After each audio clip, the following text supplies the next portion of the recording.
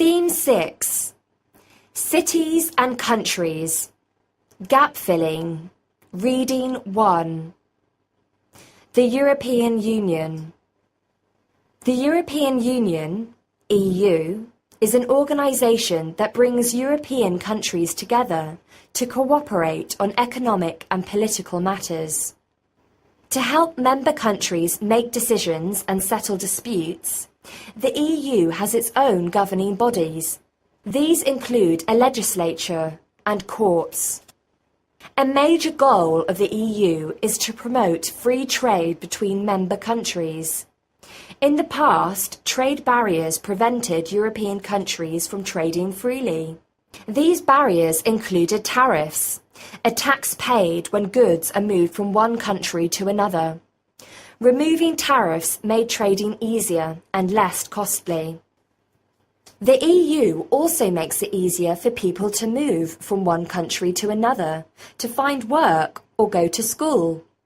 Today, all EU member countries grant their citizens European citizenship. That means a citizen of France or Germany has the right to live and work in every other country that belongs to the EU. In addition to economic cooperation, the EU works to promote political cooperation among its members. The EU believes member countries should decide together how to respond to international problems or threats. But many Europeans don't want to give up the right to defend their countries as they see fit. Often, this makes political cooperation difficult.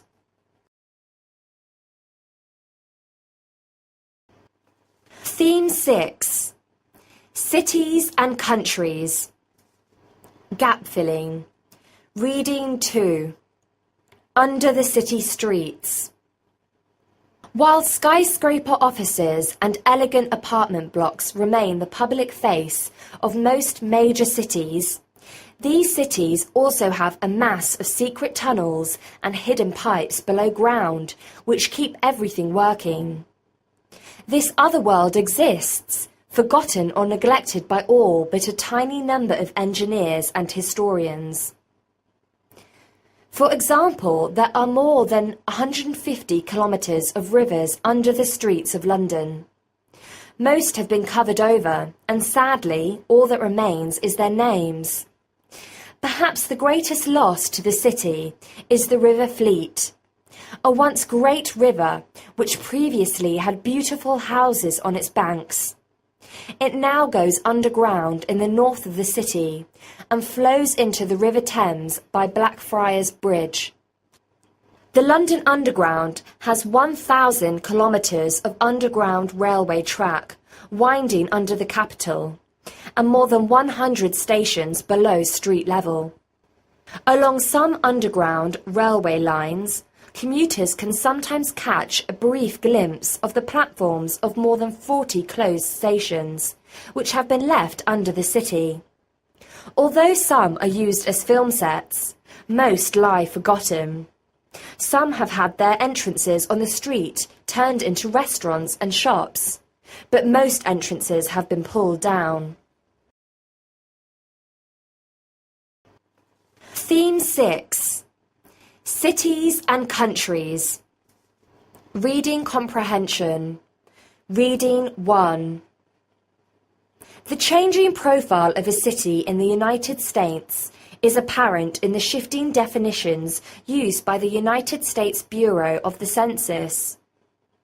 In 1870, the census officially distinguished the nation's urban from its rural population for the first time. Urban population was defined as persons living in towns of 8,000 inhabitants or more. But after 1900, it meant persons living in incorporated places having 2,500 or more inhabitants. Then, in 1950, the Census Bureau radically changed its definition of urban to take account of the new vagueness of city boundaries. In addition to persons living in incorporated units of 2,500 or more, The census now included those who lived in unincorporated units of that size, and also all persons living in the densely settled urban fringe, including both incorporated and unincorporated areas located around cities of 50,000 inhabitants or more. Each such unit, conceived as an integrated economic and social unit with a large population nucleus, was named as a Standard Metropolitan Statistical Area, SMSA. Each SMSA would contain at least A. One central city with 50,000 inhabitants or more, or B. Two cities having shared boundaries and constituting, for general economic and social purposes, a single community with a combined population of at least 50,000, the smaller of which must have a population of at least 15,000. Such an area included the county in which the central city is located, and adjacent counties that are found to be metropolitan in character and economically and socially integrated with the county of the central city. By 1970, about 2/3 of the population of the United States was living in these urbanized areas, and of that figure, more than half were living outside the central cities.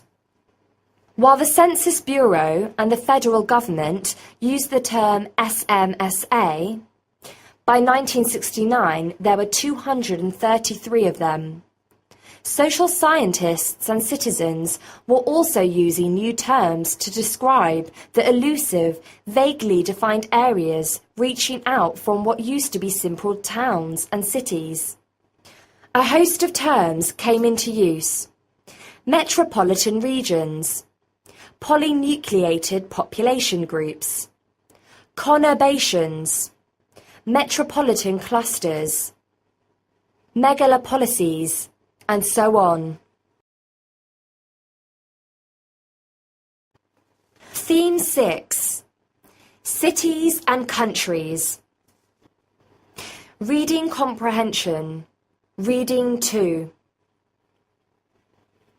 A folk culture is a small, isolated, cohesive, conservative, nearly self-sufficient group that is homogeneous in custom and race, with a strong family or clan structure, and highly developed rituals.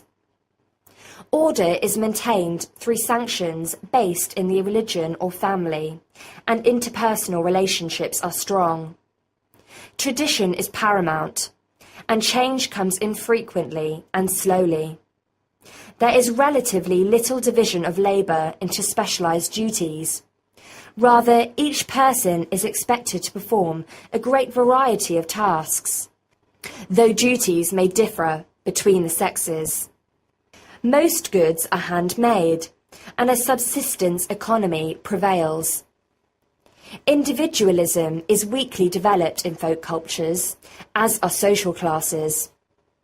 Unaltered folk cultures no longer exist in industrialized countries such as the United States and Canada. Perhaps the nearest modern equivalent in Anglo-America is the Amish, a German-American farming sect that largely renounces the products and labor-saving devices of the industrial age. In Amish areas, horse-drawn buggies still serve as a local transportation device, and the faithful are not permitted to own automobiles. The Amish's central religious concept of demut, humility, clearly reflects the weaknesses of individualism and social class so typical of folk culture, and there is a corresponding strength of Amish group identity. Rarely do the Amish marry outside their sect. The religion, a variety of the Mennonite faith, provides the principal mechanism for maintaining order. By contrast, a popular culture is a large heterogeneous group, often highly individualistic and constantly changing. Relationships tend to be impersonal, and a pronounced division of labour exists, leading to the establishment of many specialised professions. Secular institutions of control, such as the police and army, take the place of religion and family in maintaining order, and a money-based economy prevails. Because of these contrasts, popular may be viewed as clearly different from folk. The popular is replacing the folk in industrialised countries and in many developing nations. Folk-made objects give way to their popular equivalent, usually because the popular item is more quickly or cheaply produced, is easier or time-saving to use, or lends more prestige to the owner.